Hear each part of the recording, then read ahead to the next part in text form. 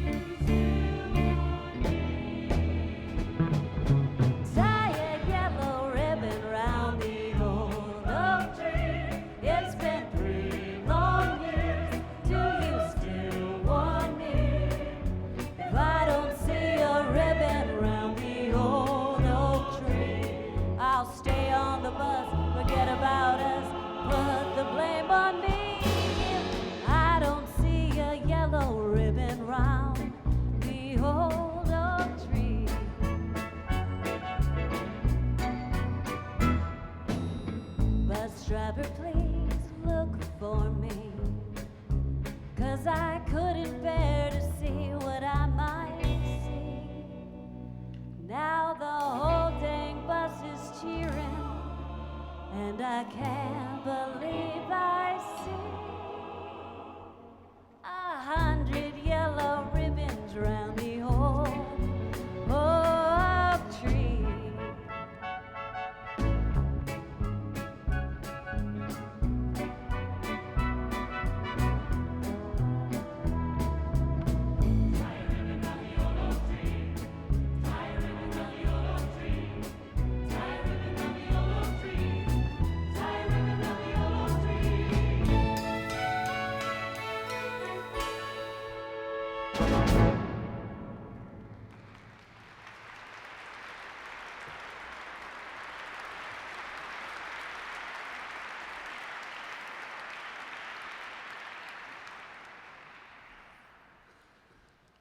Welcome to Washington National Cathedral.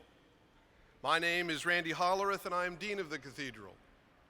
On behalf of Bishop Mary Ann Buddy and the entire Cathedral staff and volunteers, I thank you for attending our Veterans Day tribute or for joining us online. As we begin this tribute, I want to address two obvious but important questions. Why do we gather on this day? And why at this place? On this day, November 11th, exactly 100 years ago in 1918, a peace treaty, or armistice, was signed and the guns of World War I fell silent. What was hoped to be the war to end all wars was over. Unfortunately, as we know too well, it was not the end of all wars. Yet the significance of November 11th has endured. Today, it is still celebrated around the world as Armistice Day and Remembrance Day.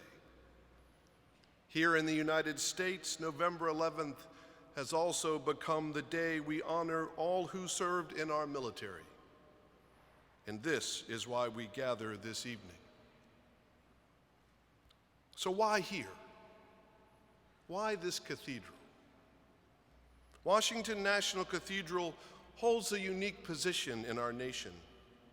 We are indeed an Episcopal church, but this magnificent cathedral has an additional identity with its own unique significance. In a country based on the separation of church and state, this cathedral was planned, built, and is operated as a national house of prayer for all people, open to all people. It is a place where our nation bestows final honors on its presidents and other heroes. It is also every day a place that honors those who have served our nations, veterans of military service. As we listen to and tell the stories of Veterans Day today, some things may be hard to hear. The reality of life for many veterans is harsh. We hope not to offend, but we are dedicated to listening to our veterans, even when what we hear is not what we are used to hearing in a setting like this. This cathedral was first envisioned by our preeminent military leader, George Washington. Very early in its construction, a century ago, this building was championed by the president who led us through World War I, Woodrow Wilson, and the general who commanded our troops, John Blackjack Pershing. General Pershing and the foremost naval hero of the time, Admiral George Dewey, were among the cathedral's earliest proponents and fundraisers. President Wilson is interred here. The spirit of General Pershing and Admiral Dewey are still felt here. From the laying of the first stones, appreciation of our military personnel was built into this building. However, this is a house of God. We do not celebrate war. Yet we recognize the harsh reality that we must have a military. Indeed, to protect the peace, but a military willing to go to war as well. As a result, this cathedral has recognized and honored those who perform the ultimate act of patriotism, dedicating themselves to protecting our peace and securing our safety. Veterans Day honors all who served, not just those who fought. Every man and woman who swore an oath to protect this nation and who sacrificed a portion of their life to serve our country deserve at the very least this honor. So would all the veterans in the room please stand and be recognized? Please.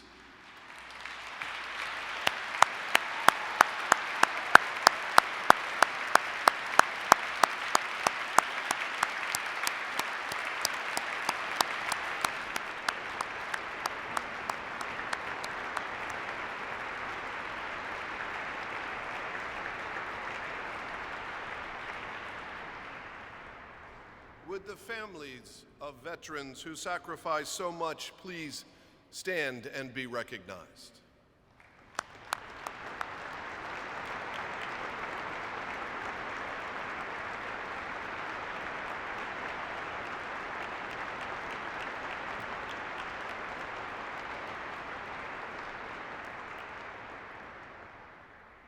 And would my fellow civilians who are here to show their appreciation for our veterans please stand and be recognized?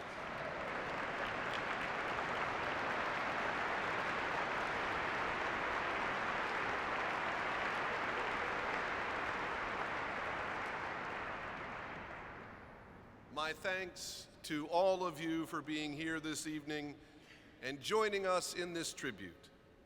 But most of all, thank you to all of you who answered the call to serve. May God bless you and keep you this day and always.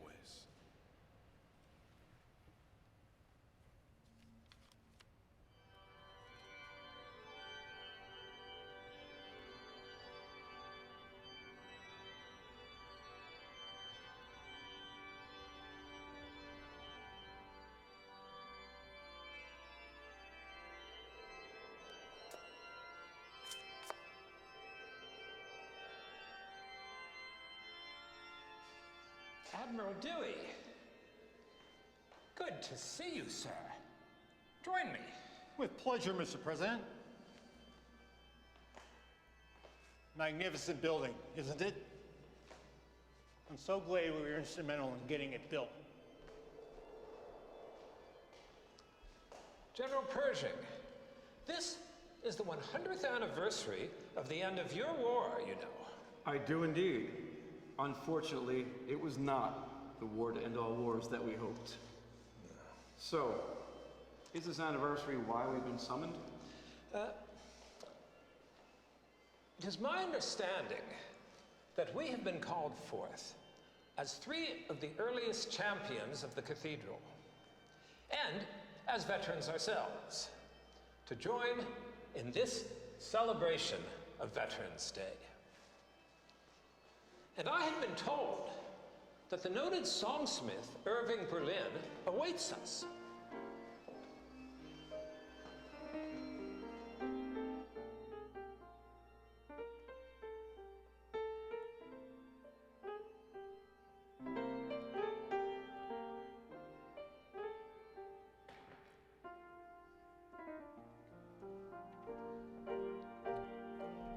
Gentlemen, welcome. I was just about to sing a song I wrote when our nation was in time of crisis. Seems it always fits. Will you join me? Absolutely.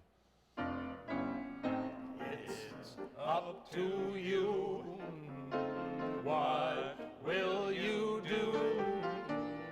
England or France may have your sympathy over the sea, but you'll agree that now is the time to fall in line.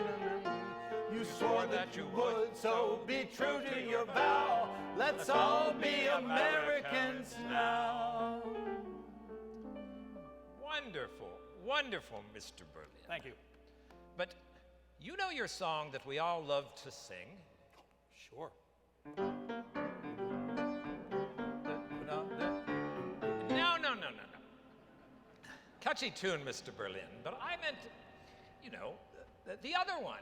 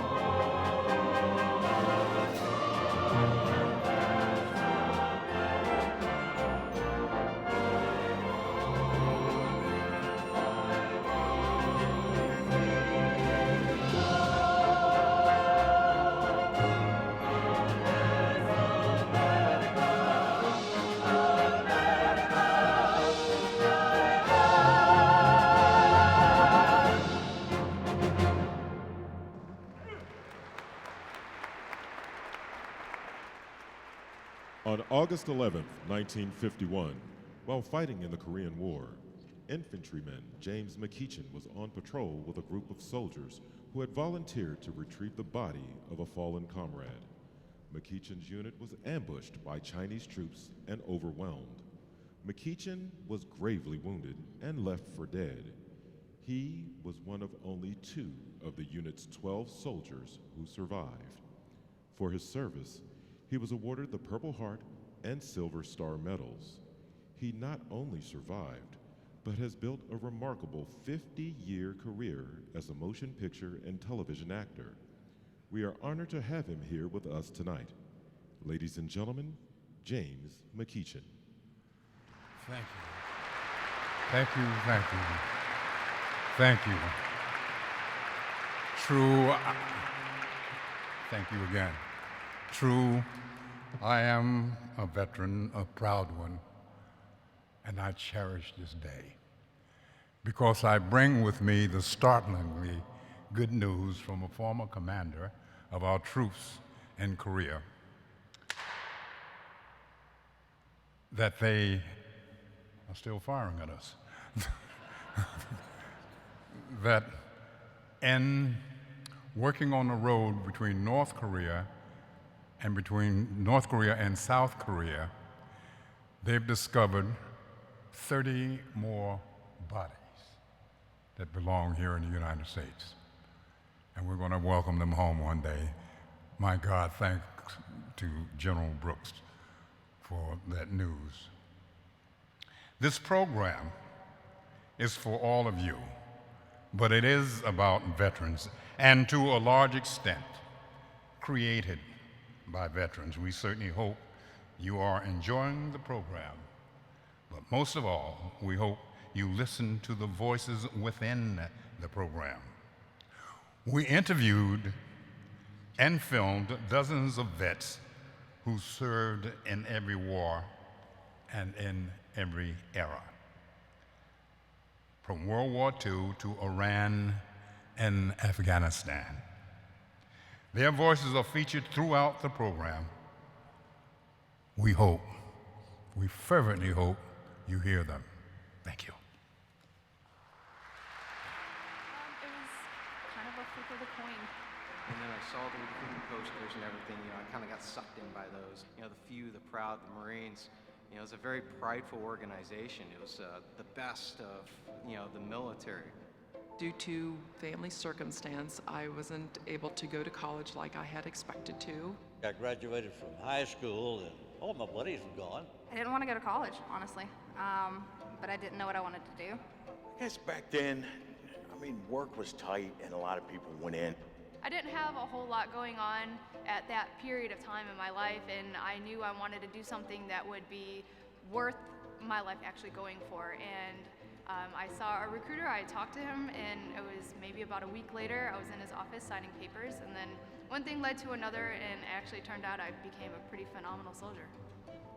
I come from a Marine family. My father was a Marine in Vietnam in the infantry. I got cousins that were Marines. When I joined the Marine Corps, there wasn't really much going on for me growing up in Philadelphia at that time, being a young guy. So I just walked down to the recruiter's office and signed away. So I couldn't wait. It's excitement. Oh, yeah, big war. What do I know? What I know? What's the kid know? It was a job, and I always wanted to be a soldier since I was a little kid anyway, playing Army. Everybody did that, so it was just a rite of passage. I was at home watching the movie Private Benjamin. That next month, I went to the Army recruiting station and raised my hand and joined the Army. I didn't want to be defined by the man that I married, but by my own ability and things that I wanted to do in life. I had a friend who enlisted in the Marine Corps, and I saw him graduate at Parris Island. And my uncle, he was a Blue Angels pilot, and he was a Marine aviator. He served in the first Gulf War. And then my older brother, he was at the Naval Academy, and he was going Marine Corps option. So I had all these people that I respected joining the Marine Corps. And it really kind of showed me there was a forward movement without needing to go to college, because I was always told you either go to college or you stay here, you work on a farm, or you work in a factory. My motivation to serve this great nation of ours by wearing the uniform came from my first heroes, which is my father's a Vietnam vet. My grandfather's both served during World War II. So for me growing up, those are my heroes, and of course we try to emulate our heroes as best we can. So that's what motivated me to join the United States Army.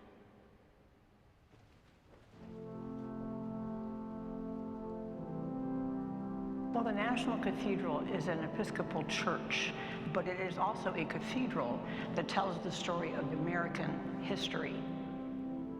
Being at the National Cathedral is an esteemed honor. This is my first time in the cathedral, especially the War Memorial Chapel. I'm always in awe when I enter any type of chapel. Just the walls. If the walls could talk, I'm sure they would tell so many stories. Here in the War Memorial Chapel at the National Cathedral, we encapsulate the heart and the mind of a service member, but we also remember what they've done and the sacrifices they've made. We do that in several different ways. We keep a military roll of honor. They go back to 1646 in the Virginia militia up to the current day. And I always read their stories with great interest and great delight, because everyone is different. Some of them are very sad, some of them are downright heartbreaking, but they all have that resolve and that service built into their DNA. I tell folks that we stand on the shoulders of giants because of the veterans who have gone, before us, and they secured, the blessings of freedom and democracy around the globe. It is an honor to have my name, my father's name, and my grandfather's name in the Roll of Honor. Being in the military, whether military, active duty, service, retirees, we all have that sense of service. That sense of service never leaves. It's just a part of our DNA. It's ingrained in us. So I would say that I joined for the planes, but I stayed for the people. And what really impresses me is that my family also served as well. When the general comes home, he puts his rank right at the doorstep because the highest ranking person in the house is me. I tell folks that I robbed my wife from fame and fortune for her to follow me in the Air Force, but I would say that she loves this Air Force just as much as I do, if not more. Here in the War Memorial Chapel, I interact with veterans all the time. I interact with them with joy and gratitude and grace because I know what they've been through. I know where their hearts lie and why they serve. Veterans are a treasure for all of us. But even though they're out of uniform, the military ability to contribute time and time again, day in and day out, is a given, but it's also given freely.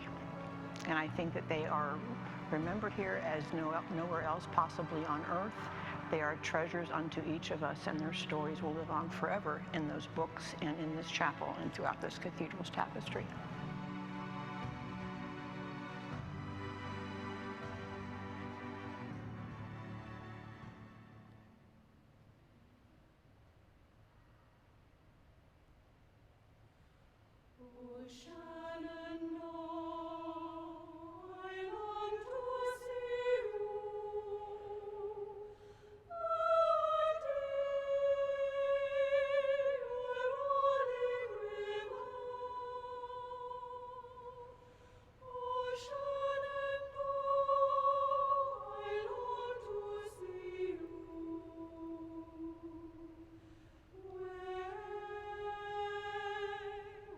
Bound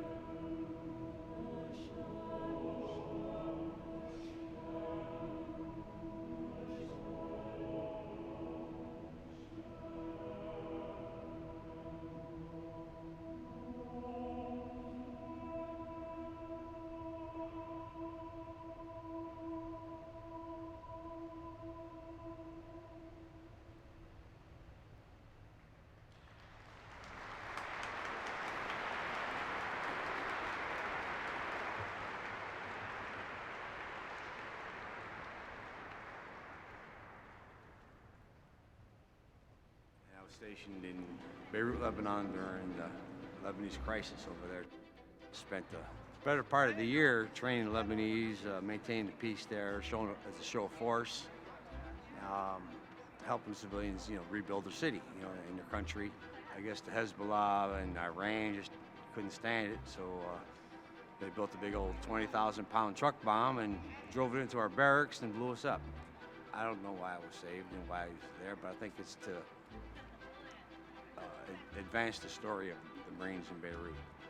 I was in the Air Force for 5 years, and then I was sent to Washington, and what I was done was working on the atomic bomb.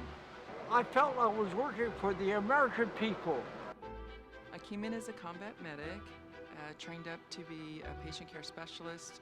During Desert Storm, I was mobilized and sent to Walter Reed Army Hospital in Washington, D.C.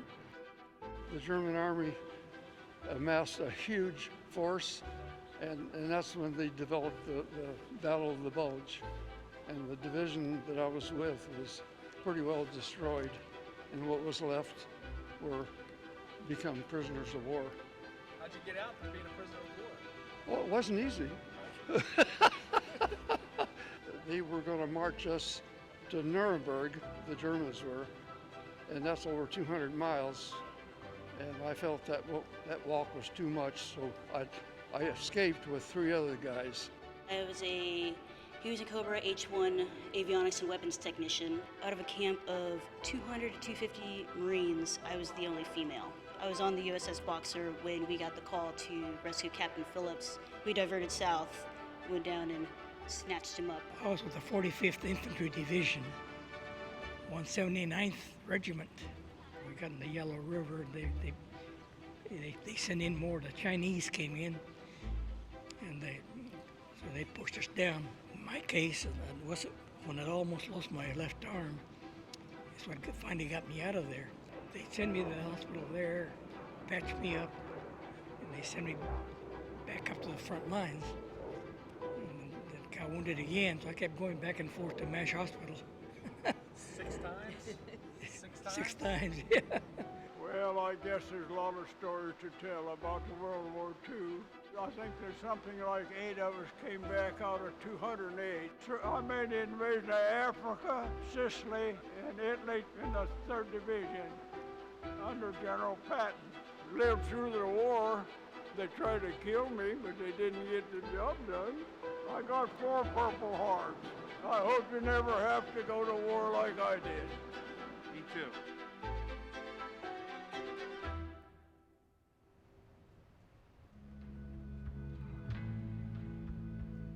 I'm Brian Stortz. I'm the owner and founder of Flags of Valor. Culture is the most important. We wanted to be able to remember, employ, and empower, specifically combat vets that found woodworking therapeutic.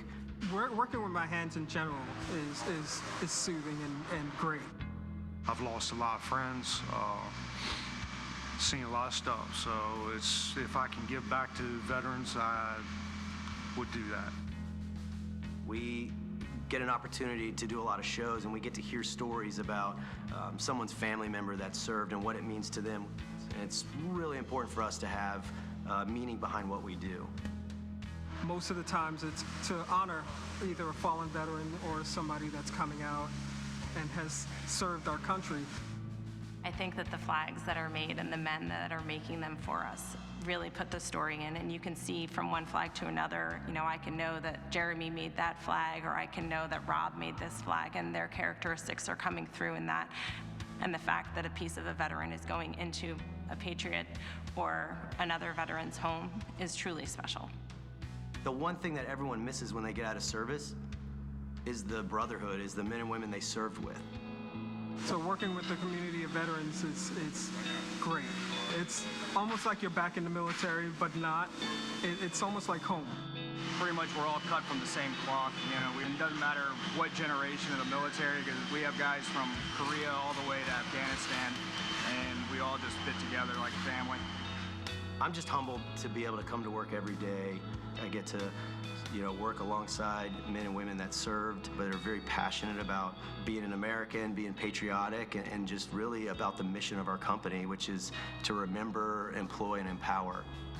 It's really remembering the person or cherishing that memory forever, and we're honored to be a part of that. It warms my heart every day. Vets seem to be the guys you want to lean on. They know the routine, right? They know, hey, we have fun, we can goof off, have a great time, but in the end, it's the product. Let's make the product.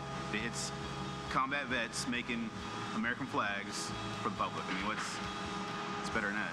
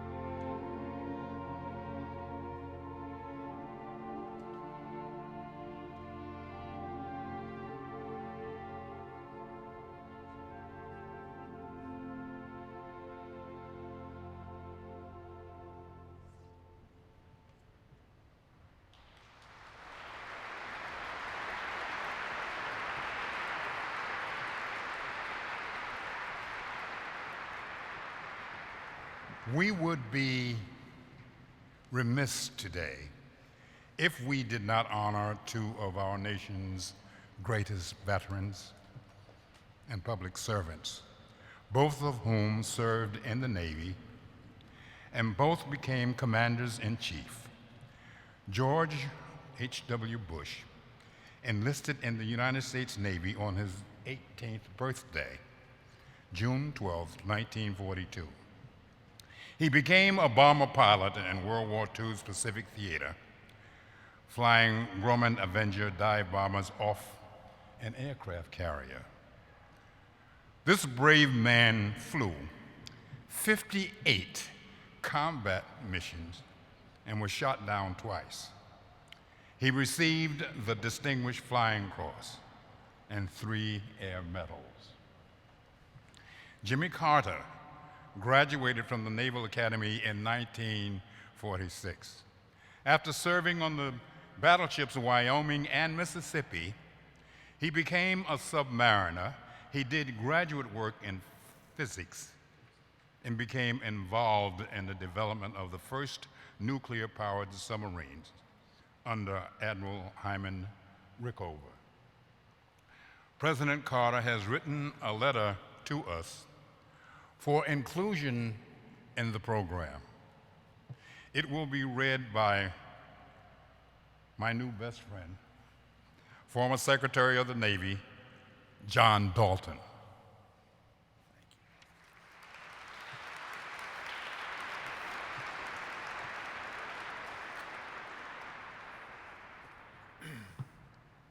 After the Navy, I served in the Carter administration, and Margaret and I actively support the Carter Center because it does so many wonderful things all around the world.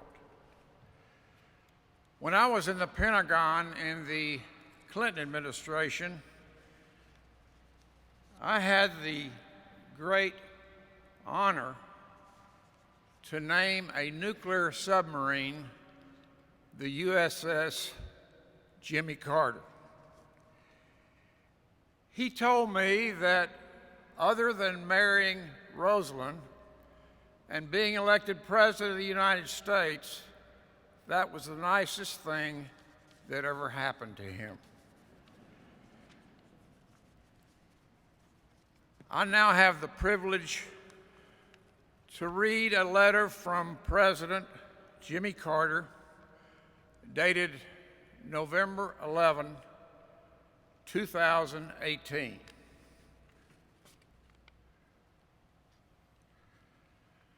Happy Veterans Day. I am honored to join the Washington National Cathedral in its tribute to veterans.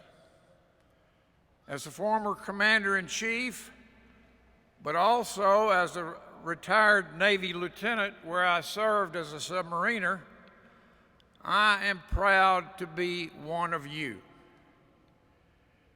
Today, as we honor the contributions that veterans have made in the military, I think it is fitting to mention the contributions that vets make every day within virtually every community in this country. My own Navy service ended when my father died. I returned home to take care of the family business. I found in civilian life, like many vets, that my desire to serve in the military and the training I received could be repurposed in many ways through serving my church and community. Then, somewhat reluctantly, I decided to enter politics. First, in 1962 as a state senator, then as governor of Georgia, and as president. Now, in my work in the Carter Center and Habitat for Humanity, I continue to find opportunities to serve. My path has been long in time and distance, but the motivations that have led me on it are far from unique. Veterans become leaders in every phase of American life. We take off the uniform, but we don't leave our motivation behind.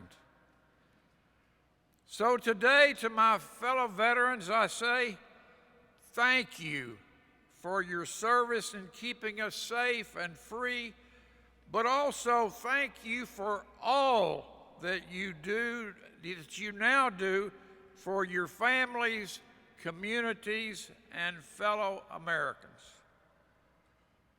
And to those fellow Americans, look around you. Some of the best neighbors and most involved citizens that you know are vets. Encourage them and value them every day. Rosalind joins me in sending all of you gathered today our best wishes and our prayers that God will bless the National Cathedral, our veterans and their families, and our nation. Sincerely, Jimmy Carter.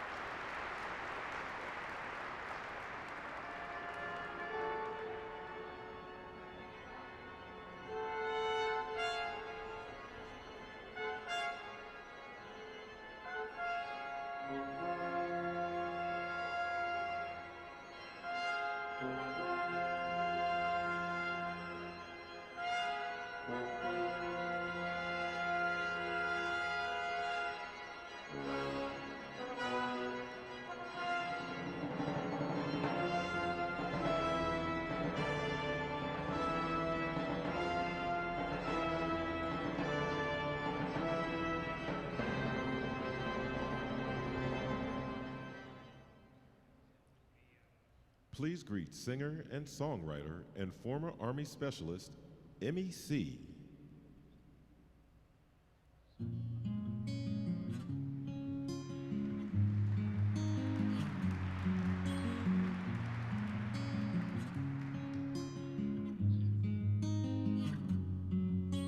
Somewhere there's a mother crying in her hands, praying for the son who's fighting in the sand. Somewhere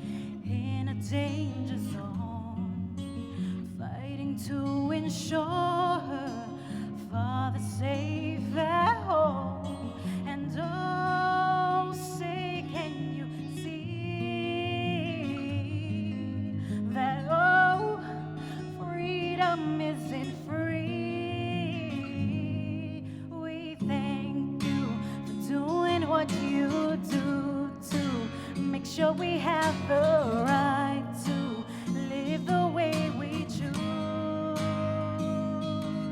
We thank you for being one of the few who go through what you go through, who walk in your shoes. Someone had to sacrifice, risk their own to save a life. Know that we are praying for you every day. Know that we are waiting, and we are so proud to say, thank you for doing what you do to make sure we have the right to live the way we choose. We thank you for being one of the few who go through what you go through, walk in your shoes. Someone had to sacrifice, risk their own to save a life. Thank you for doing what you do. You bring pride, what you do. You bring hope, what you do. Yes, you do what you do.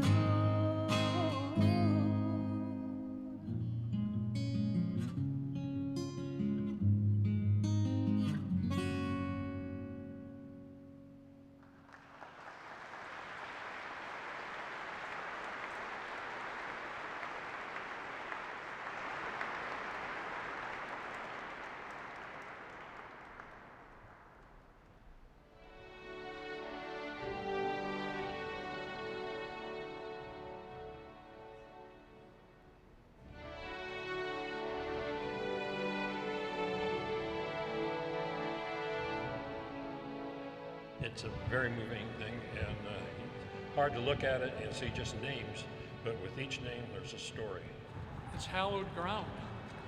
You know, it's these guys fought and died answering the call of their country. Being at that wall, it really brings it home. The Women's Memorial is the only major national memorial to speak to the stories of women's service to the nation, that pays tribute to those women, and it's the place where the nation says, thanks for your service. I wasn't even sure this was something we should do because there weren't any memorials anywhere in the world for women, and we had worked very hard to get accepted. But as I began to travel around and talk to the women who had served, it became clear to me that this was a very important thing for them. They wanted this recognition. They wanted their story to be told. It's an honor for me to be here at this time. I've been here before, but not with this many veterans. So I'm proud of them, and I'm proud of my service too. We interact, we welcome them, we greet them to their memorial. This is their memorial. And I've seen veterans who come here and they feel a type of release, and they'll start talking about an event during the war. Their relative, their son or daughter, will turn around and say, Dad, you have never talked about that. And it's because they're here. Well, it's great to see all these other vets. I'm proud of all of them. The World War II Memorial. What about it? What, do you like it? Oh, better like it. I help pay for it. I've been to Washington a number of times on business and vacations, but I've never seen this, and this is really something. Oh, this memorial is so fantastic. I just think that the people that set this up and so on, it's beautiful. And I thank all of the people in America for thinking of us people who put our life on the line to make it what it is.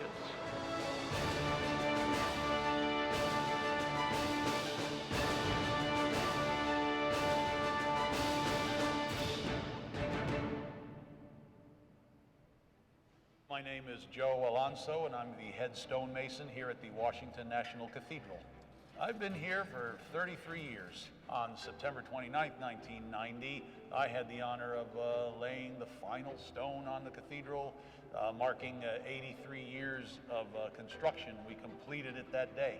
My name is Stuart Kenworthy. I'm an interim vicar here at the Washington National Cathedral. I was a chaplain for those 13 years of the DC Army National Guard. As I say, we did deploy. My troops were breaking the wire every day, and most days were receiving fire on their mission. From my deployment in these, if you will, forever wars that we're fighting now for these last 20 years almost, one of the signature wounds of that is not so much physical as it is spiritual, emotional, psychological, and it has to do with moral injury.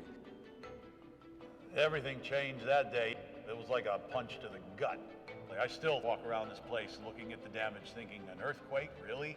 We went from, normal maintenance and restoration and upkeep, and then we're back up here with our hard hats and cranes and scaffolds. The energy of the quake traveled upward, and popped through all this relatively slender stonework up at the top. This building was very solidly constructed, but also that was part of the reason it suffered the damage that it did, especially a Gothic cathedral. This place offers a place of healing. As I said, the architecture, the grounds, the congregation, the staff, it's all about welcome.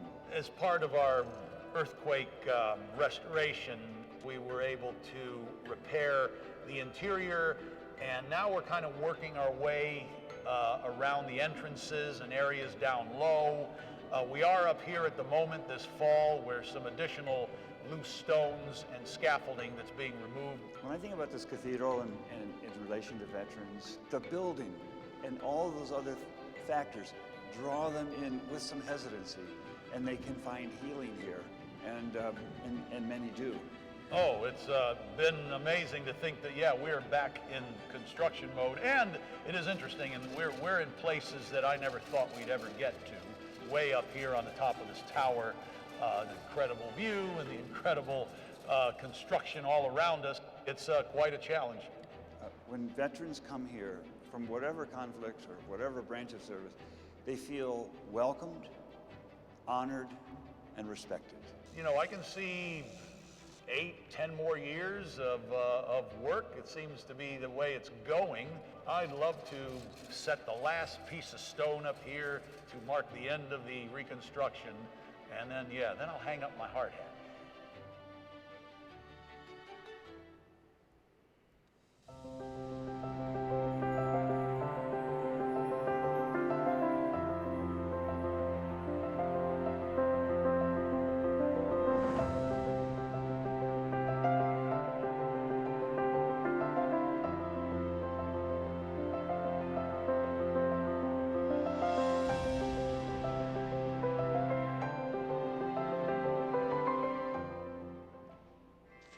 Team Red, White, and Blue brings America's veterans and their communities together through physical activities and social engagement. We help counter the effects of isolation and misunderstanding by fueling relationships and inspiring a life filled with passion, service, and challenge. Team RWB is committed to enriching the lives of veterans across the nation. Please support America's veterans by donating now at www.teamrwb.org. And now, veteran and rapper, former Army Sergeant, Soldier Hard.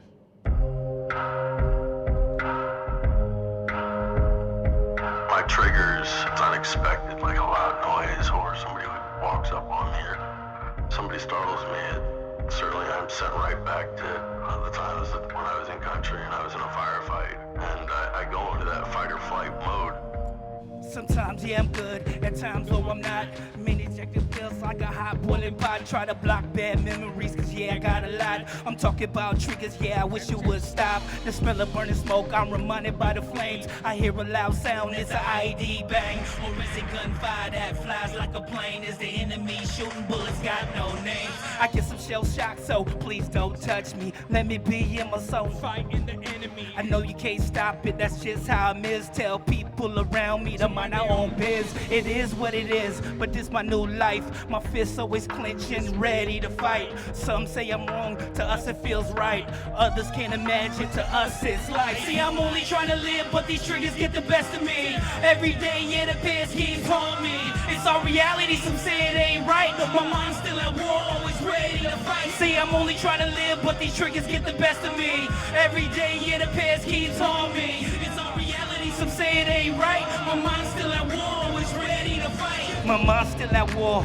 ready to fight. Triggers can happen morning, day, noon, and night. Triggers are memories coming back, yeah, to haunt you. Your only option is fight, just like we're taught to. Triggers are anniversary dates when your friends die. Triggers can't kill, they can make you take your own life. Even just a smell or a touch, I ain't lying. I'm spitting truth, yeah, y'all, this ain't only rhyming. Even seeing people at a funeral crying. It can happen anytime, seeing people dying. This stays lurking everywhere, always reminding. Y'all can run all you want, but it's still fine. It's fight or flight, but never will I run. This a life of a warfighter who fears none. We don't feel a thing, yes, we feel numb. Triggers stay with us till death comes. See, I'm only trying to live, but these triggers get the best of me. Every day, yeah, the past keeps on me. It's our reality, some say it ain't right. My mind's still at war, always ready to fight. See, I'm only trying to live, but these triggers get the best of me. Every day, yeah, the past keeps on me. It's our reality, some say it ain't right. My mind's still at war, always ready to fight. Some other guys with PTSD, somebody startles them and it's like, hey, I'm in combat, I gotta go respond to this. It lasts longer than it should. Imagine life on the ledge, not caring if you fall down, not living for tomorrow. We living for the right now, jumping like a trampoline, living, but it's hard to stop. Fighting just to live again, fighting hard to hold it down. They train us for war, but now they factor it. They train us to kill, not how to deal with it. So what we feel is normal, I guess it's meant to be. So keep that pity to yourself and just let me be. We trying to live good, though our heart bleeds. We want peace, so we wear hearts on our sleeve. Trying to live right, but triggers get the best of me. Cause it's really hard to forget history. Trying to live, but these triggers get the best of me. Every day, yeah, the past keeps on me. It's our reality, some say it ain't right. My mind's still at war, always ready to fight. See, I'm only trying to live, but these triggers get the best of me. Every day, yeah, the past keeps on me. It's our reality, some say it ain't right. My mind's still at war, always ready to fight.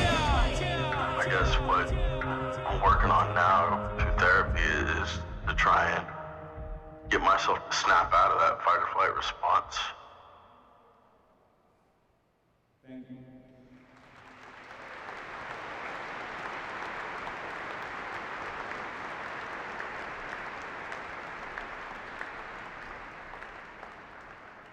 Extremely proud of my service after 21 years.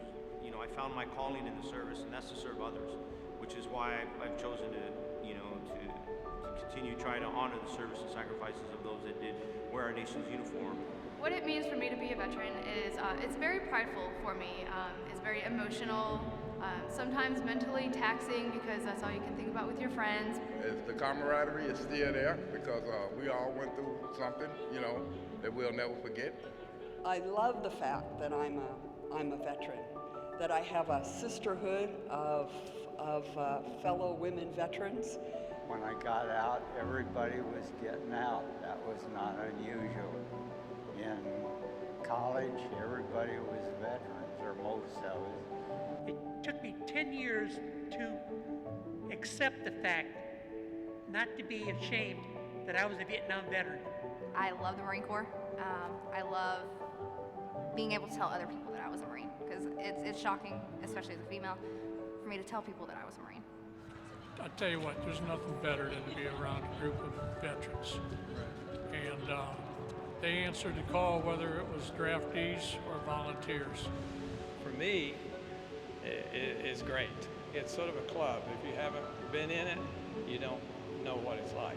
Extremely proud to be a veteran, obnoxiously proud to be a Marine, because we did things that no one will ever imagine possible. It makes me feel good. One of the things is, I was in Korea, and I appreciated what Korea has done since. They really appreciated us going to that war.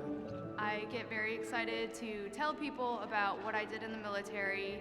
I get very excited to do veteran events or anything within the community. It's very exciting for me, makes me very happy.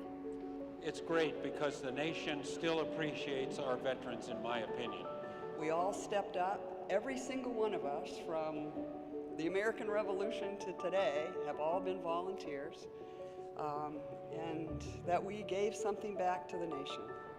But when you get around groups that have the same experiences, you just feel at home. You know, you don't feel like a stranger with people. This is for having served in Vietnam. I wear those because I want people to see that women do serve in the service and that we are proud of being in the service. My advice to any veteran that gets out is, you have a unique skill set that you were trained to do when you served our country.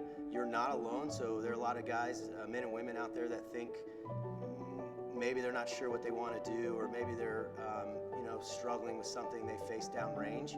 Find other military veterans and talk with them, hang out with them, even if it's once a week, once a month.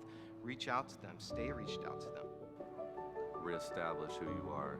Those veterans who served, whether it was for 4 years or for 24 years, one is to be proud of your service, that you had this opportunity to serve in the world's greatest Air Force and for the world's greatest nation and country as well. Tell your story, get a pen and paper, speak into a mic, and get involved. Don't be afraid. Don't lose your sense of humor.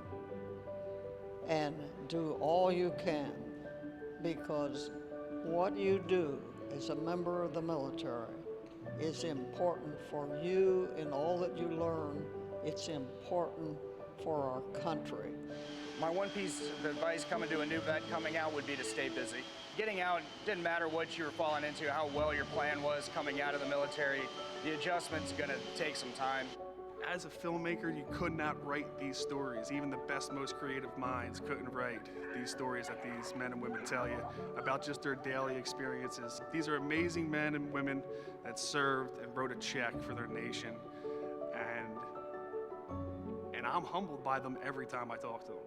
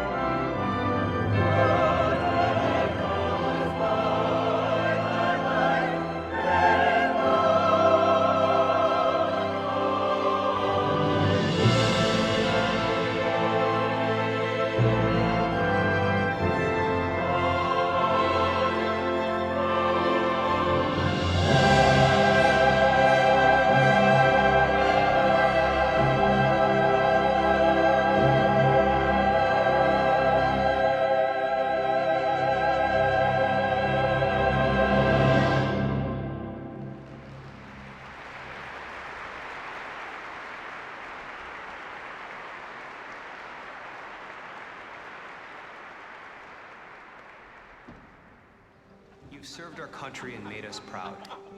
Many of you have come home, continue to lead, and look out for one another. So it's important we all learn the 5 signs of emotional suffering. If you or someone you know is experiencing one or more of these signs, reach out, connect, offer to help. Hey, what's the matter? In or out of uniform, we can help our families and nation stay strong. Visit changedirection.org. The pursuit of happiness. It's the fundamental right of every American. The members of our military and first responders protect our way of life and commit themselves to defending our freedom. And at the Gary Sinise Foundation, we commit ourselves to them. While we can never do enough for our defenders, veterans, first responders, and their loved ones, we can always do a little more. I, Stanley Staniski, do solemnly swear that I will support and defend the Constitution of the United States of America against all enemies, foreign and domestic. That I will bear true faith and allegiance to the same. And I will obey the orders of the President of the United States. And the orders of the officers appointed over me. According to regulations and the Uniform Code of Military Justice. So help me God.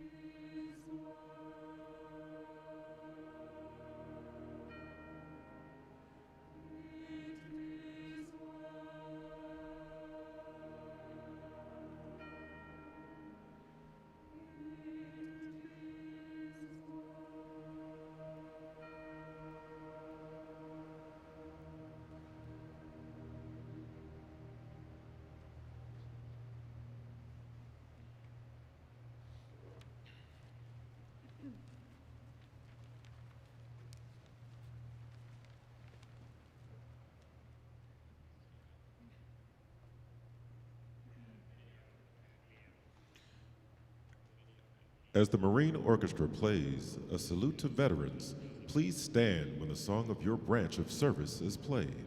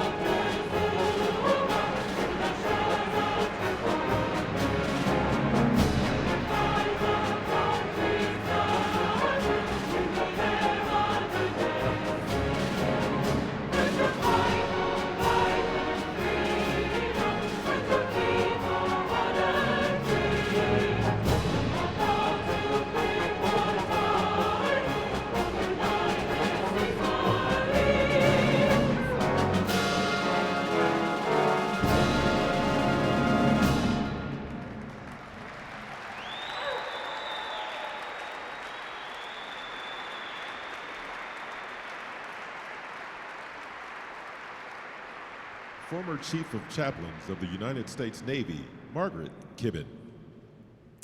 Would you pray with me? Eternal God, we pray your blessing on this moment of commemoration and honor of the armistice of peace and all those who have served. And we pray your benediction on this century that has borne away the lives of countless men and women who have sacrificed their all in defense of freedom to protect that peace. May we never forget the full measure of devotion of our countrymen and women who have given for our safety and security. And may our remembrance today and every day be more than ceremony, but a token of honor to their legacy of fortitude and faithfulness.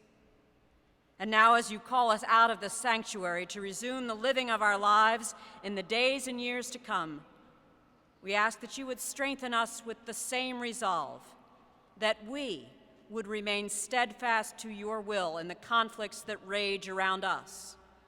Endow us with the same courage that we would persevere against the powers which seek to denigrate your desire for peace among the nations. May our souls be swift to answer with jubilance, and may our lives reflect your glory and our gratitude for the freedom we enjoy. And now we pray your abiding presence over all veterans, over all who love them, and over all who stand the watch this night. It is in the strength of your name we pray. Amen.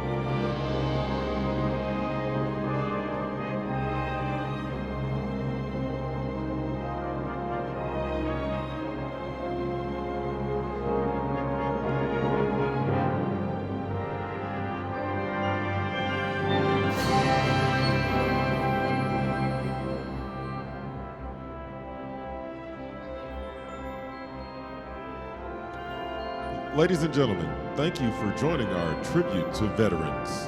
We wish that you go in peace.